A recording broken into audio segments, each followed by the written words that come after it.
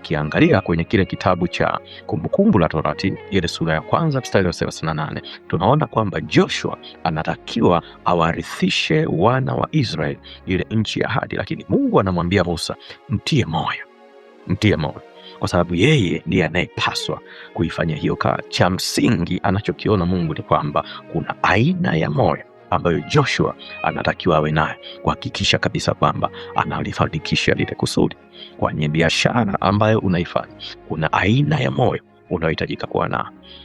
Kwenye huduma unayoifanya, kuna aina ya moyo unaotakiwa kuwa nao. Wewe kama mke kwenye ndoa, kuna aina ya moyo ambayo unatakiwa kuwa nayo. Wewe kama mume kwenye ndoa, kuna aina ya moyo ambao unatakiwa kuwa nao ili kuweza kufanikisha au kufanya kwa usahihi majukumu yako na kuhakikisha kabisa kwamba unayafanikisha katika kiwango cha kimungu. Aina hiyo ya mioyo huwa inashambuliwa, na kama hauna huo moyo unatakiwa uupate.